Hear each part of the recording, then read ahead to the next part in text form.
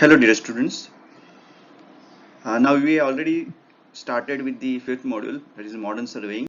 In that we already have covered what is field astronomy, then the aerial photogrammetry, and the third one is the hydrographic surveying. The module 5 starts with the 5.1 bit, that is called as GPS. GPS is nothing but the global positioning system. In this global,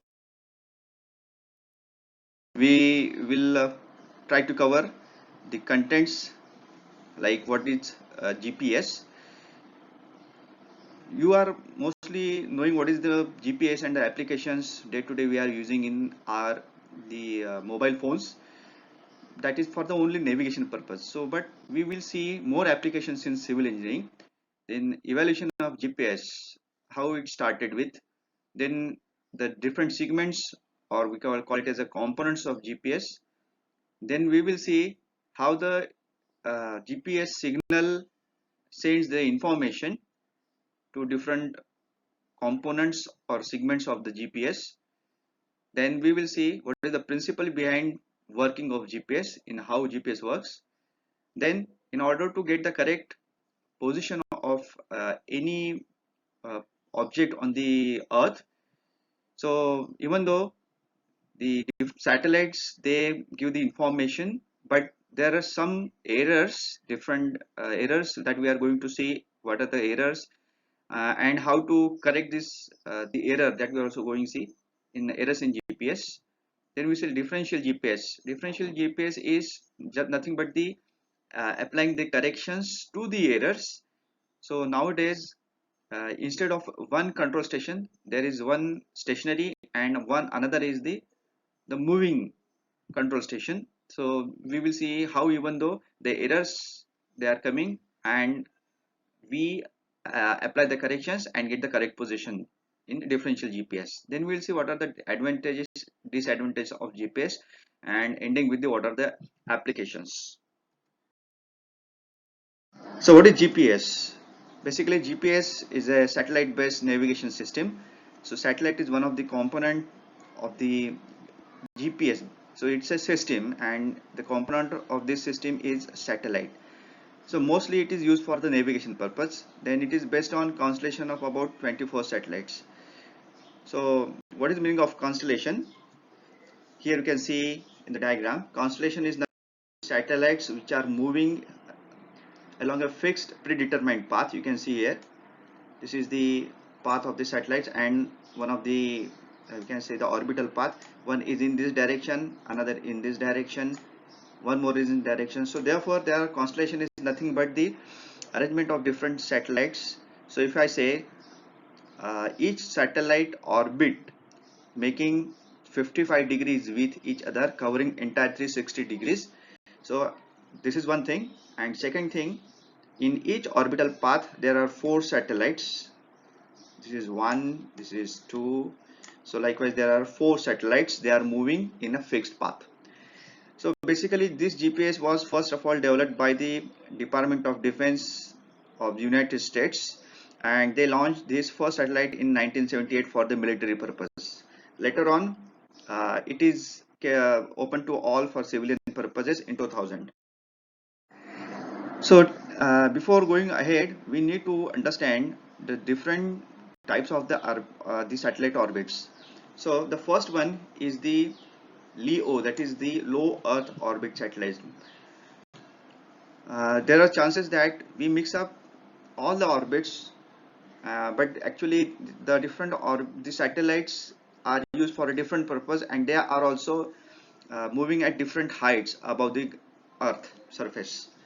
So the first one is the low Earth orbit satellite. Basically, these satellites you can see with the naked eyes in the sky, and these satellites they are for the spy satellite purpose. That means monitoring something very specific object. Then we say the weather satellites. These satellites they are used for the getting the information, meteorological data.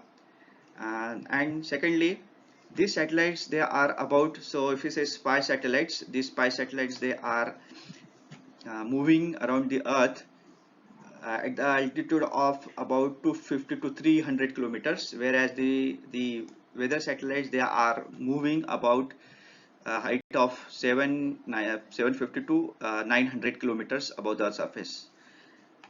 Now coming to the next is the MEO, that is medium earth orbit satellites. These satellites are important for us for knowing the working principle of GPS. So these satellites, they are moving around the earth about at a height of 22,000 kilometers, and the most of these satellites are GNSS satellites. We are going to see in a moment what is GNSS satellite.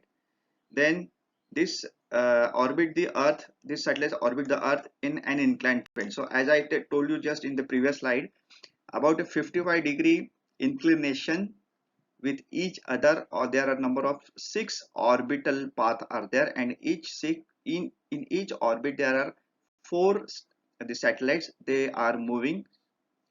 Then we will see the orbital period defined in sidereal days. Sidereal days is nothing but about the 24, around 24. It is not exactly 24 hours. So we can say the satellite in this MEO, they cover the entire Earth surface twice in a day. So that means we can say this satellite will move 2 times around the Earth.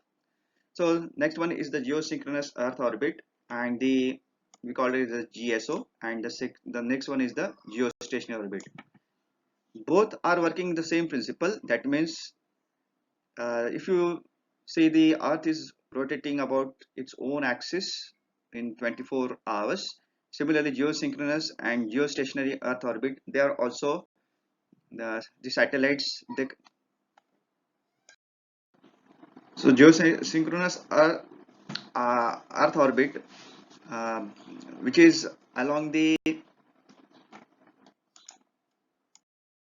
geosynchronous Earth orbit. In this, the satellites, they will move with the speed of the Earth. That means in one day it completes one rotation. Whereas geostationary Earth orbit is also rotating around the sun with the speed of the Earth. But the only difference is that the geosynchronous, in this, the satellites, they are fixed along the equator of the Earth, whereas geostationary Earth orbit, in this, the satellites, they are with some inclination with the equator. So in this, the height of the satellites is about 35,000 to 36,000 kilometers. So quite high altitude these satellites, they are rotating. Secondly, the geostationary satellites, they are mostly used for the communication satellites, just like telephones, we can say the mobile phones. And second is for the TV purpose, what we day to day use. Then in some of this case, some GNS satellites, they are also placed. So again, we are going to see GNS after this.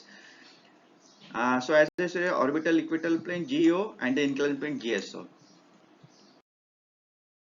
Okay, now what is the GNSS? GNSS is nothing but the Global Navigation Satellite System. It's a very, you can say, generic name given to any satellite system.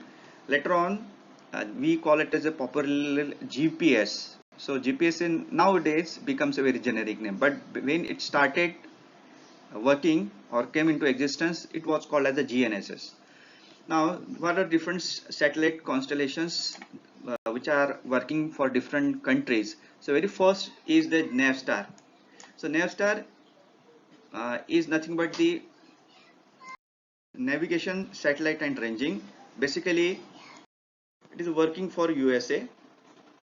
Now, second one is the GLONASS. GLONASS is the Global Navigation Satellite System. This is launched by the Russian country.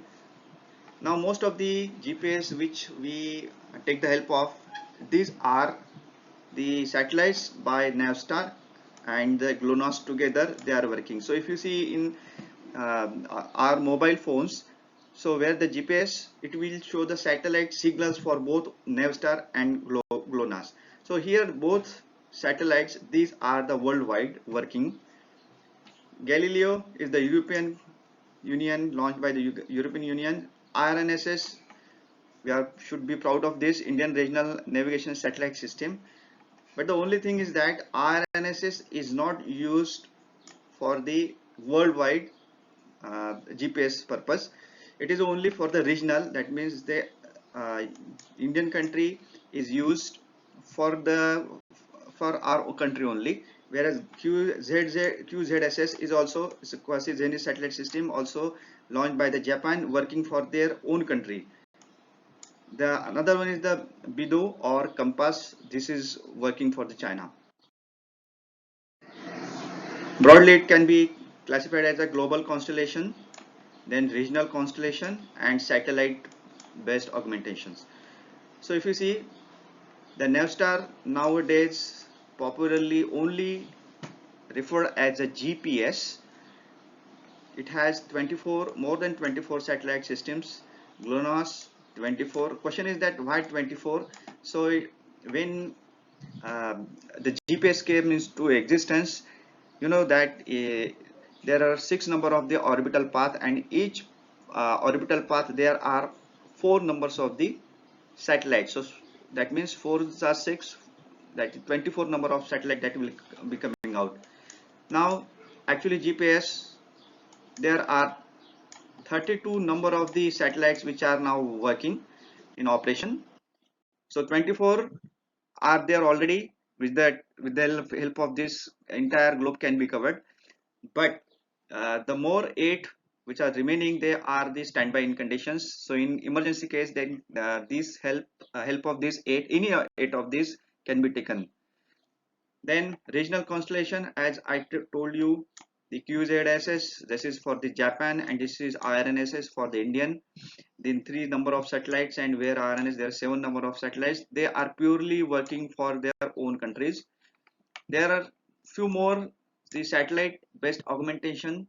So here also they are, you can say Gagan is, so there is not E, there is, I'm sorry, Gagan is here.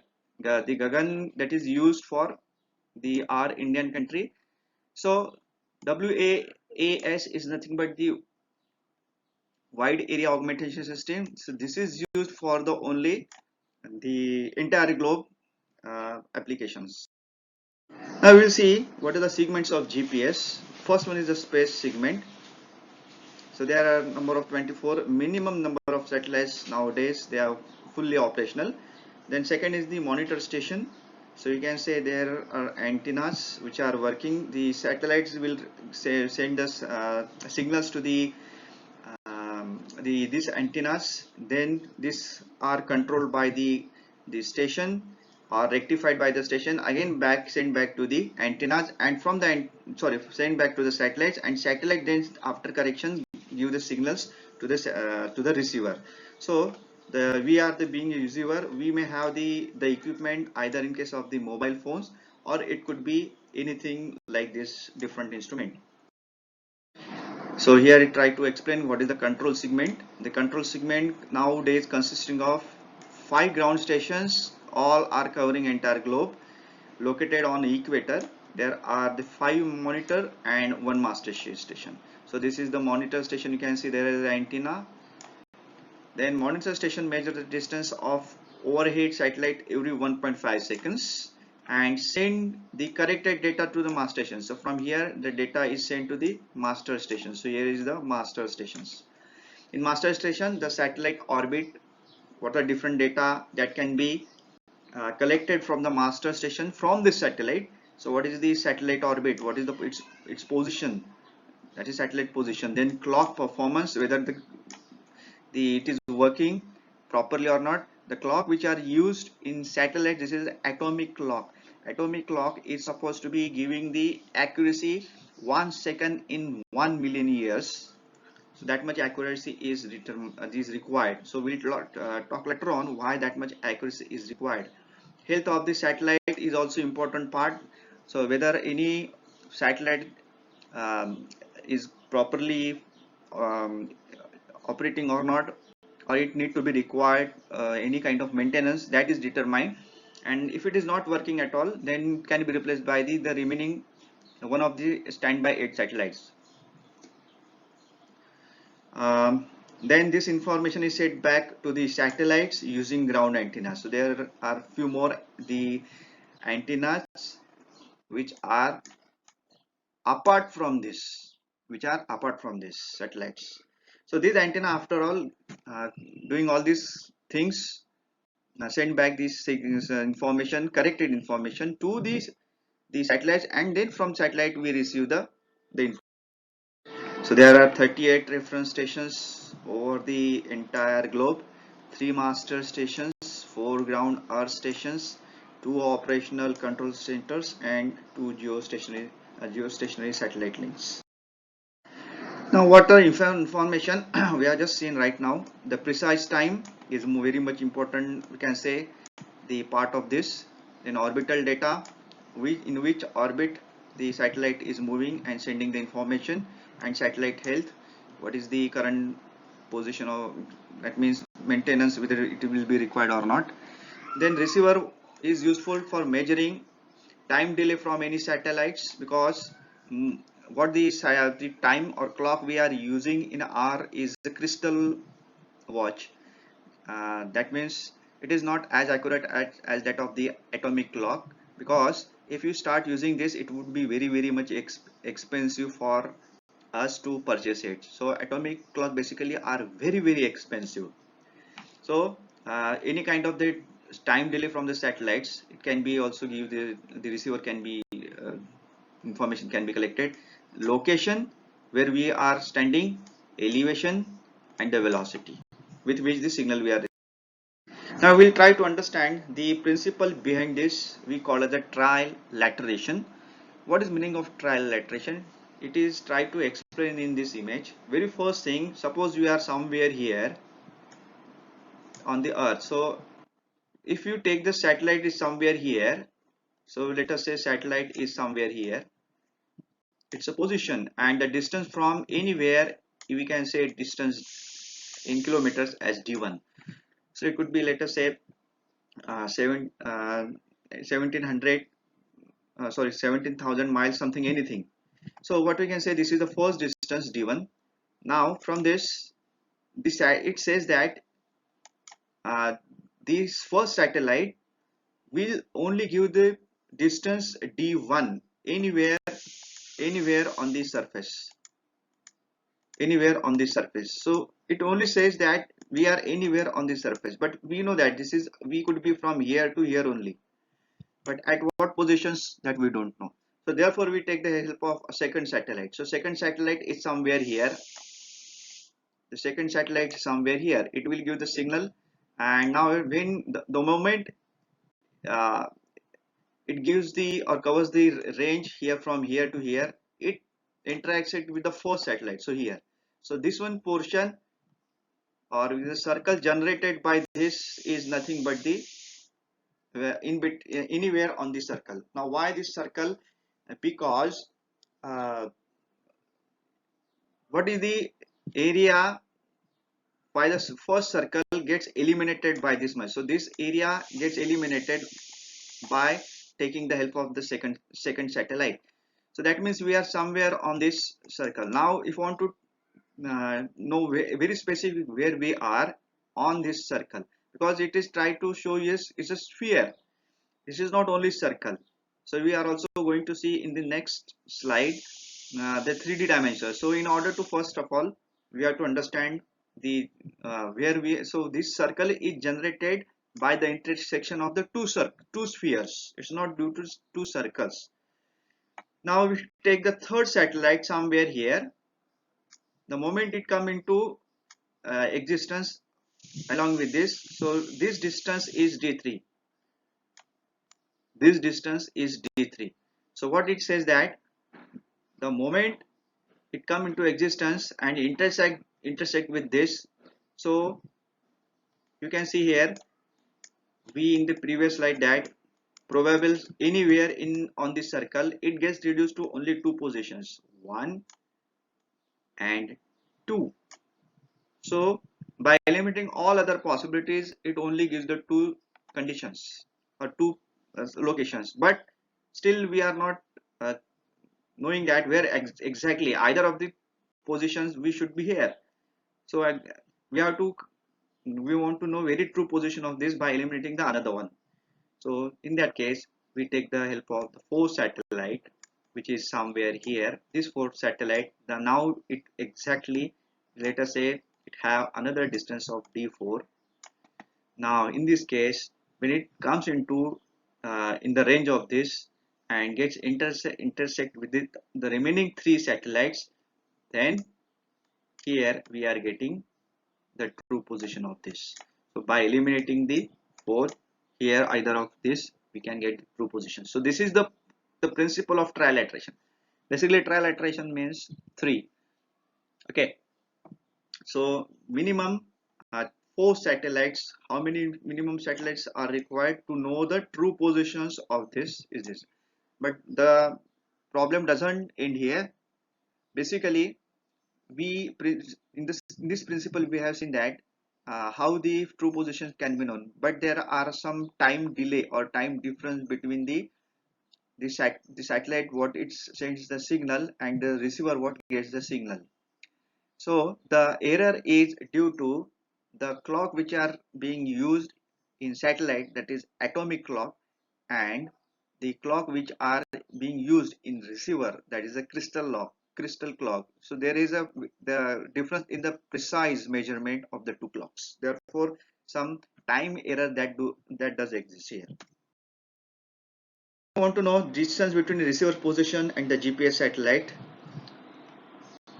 We'll see by measuring the amount of time taken by radio signals, that is the GPS signal, to travel from the satellite to the receiver.